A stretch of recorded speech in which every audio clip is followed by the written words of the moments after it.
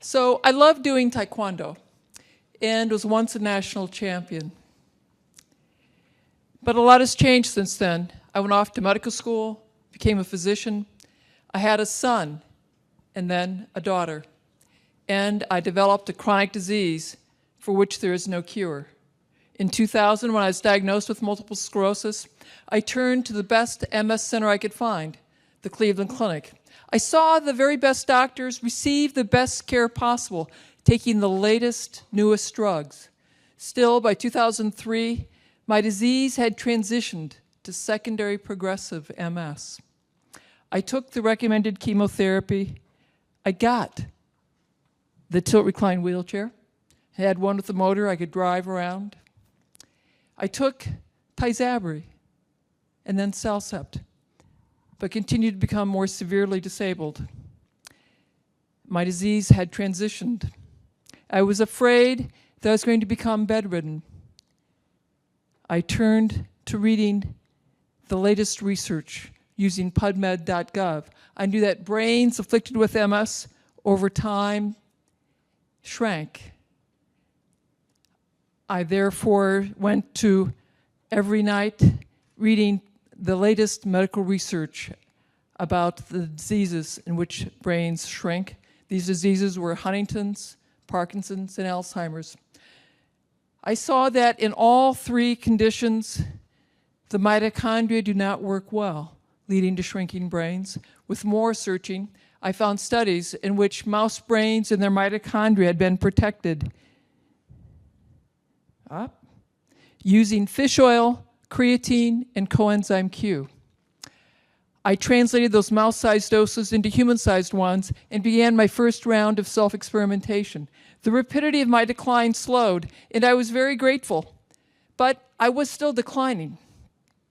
Next, I discovered the Institute for Functional Medicine, and through their continuing medical education course, Neuroprotection, a functional medicine approach to common and uncommon neurological syndromes, I learned more brain cell biology and what I could do to protect mind. This is some of what I learned. We have 1 billion cells in our brains with 10 trillion connections. All of that connective wiring must be insulated with something called myelin, and multiple sclerosis damages myelin. In order to make healthy, robust myelin, your brain needs a lot of B vitamins, in particular vitamin B1, which is thiamine, B9, which is folate, B12, which is cobalamin. It also needs omega-3 fatty acids and iodine. This is a synapse. Those beautiful golden drops are the neurotransmitters. For your brain to make neurotransmitters, it needs a lot of sulfur and vitamin B6, which is pyridoxine. These are mitochondria. They're so beautiful, and they're so critical to your lives because it is the tiny mitochondria in each of our cells that will manage the energy supply for that cell. Without your mitochondria, you would be no larger than bacteria. In medical school, I had to memorize countless reactions involving my mitochondria, but I never learned which compounds my cells could manufacture and which I needed to consume in order for those reactions to happen properly. I now know that I need a lot of B vitamins, sulfur, and antioxidants for my mitochondria to thrive. And so I added B vitamins, sulfur, and antioxidants to my daily regimen. And then it occurred to me that I should get my long list of nutrients from food. That if I did that, I would probably get hundreds, maybe thousands of other compounds that science had yet to name and identify, but would be helpful to my brain and my mitochondria. But, I didn't know where they were in the food supply, and neither did the medical text nor the food science text with whom I consulted. But the internet did. And so that's really very helpful. So using it, I was able to design a food plan specifically for my brain and my mitochondria. And now, before I tell you what that food plan is, we're going to check in to see what Americans are eating. I'm going to start with you guys.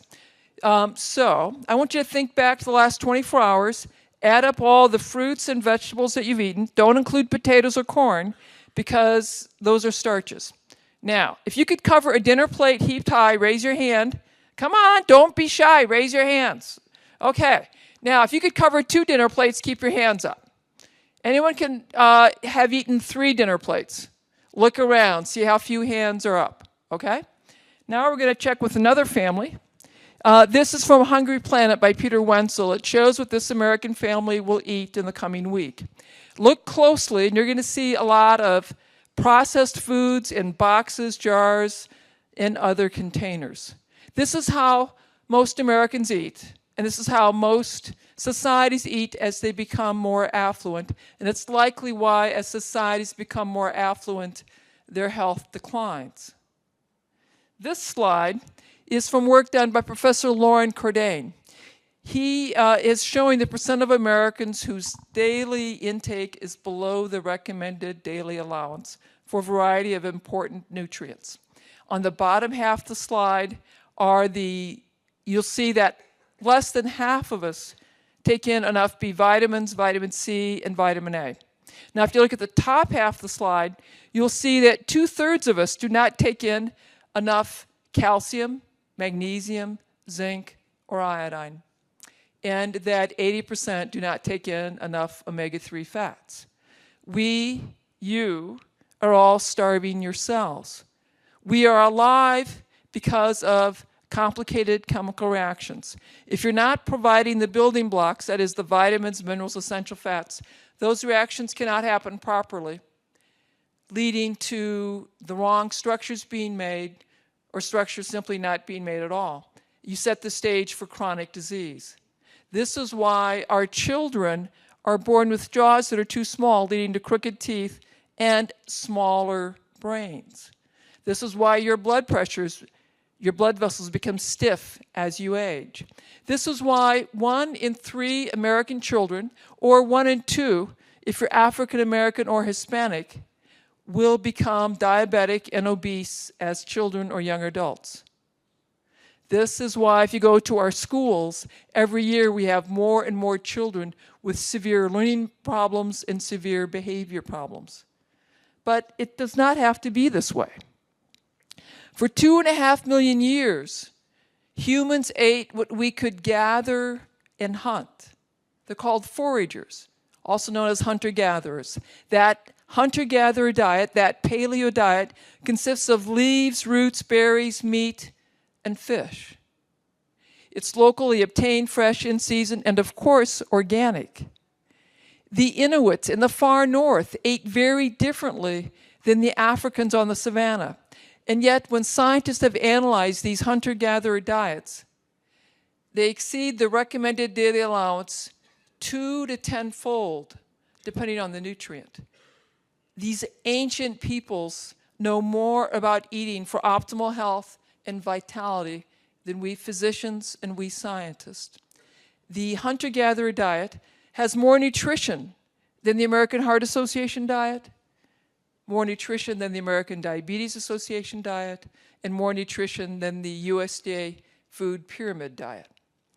I therefore started with a hunter-gatherer diet. I used those concepts, but I structured it to be sure I was getting the nutrition, the vitamins, minerals, nutrients that I identified as critical to my brain cells and my mitochondria. That diet is this: 3 cups of green leaves, 3 cups of sulfur-rich vegetables, 3 cups of bright color, grass-fed meat, organ meat, and seaweed. 3 cups is a dinner plate heaped high. I start with greens because they are rich in B vitamins, vitamins A, C, K, and minerals. And those are 2 types of kale. Kale has the most nutrition per calorie of any plant. The B vitamins will protect your brain cells and your mitochondria. Vitamins A and C support your immune cells. Vitamin K keeps your blood vessels and bones healthy. And minerals are cofactors for hundreds of different enzymes in your bodies. Plus, having a plate full of daily greens will dramatically lower your risk of cataracts and macular degeneration, a leading cause of blindness in the US. So, have more kale, more parsley, more cooked greens, have more smoothies and greens, have dehydrated or kale chips, which are so delicious. My teenage daughter and her friends love them. I want you to have 3 cups, a plate full of sulfur-rich vegetables every day. Your brain and your mitochondria need sulfur. Your liver and kidney need sulfur so they can remove toxins from your bloodstream.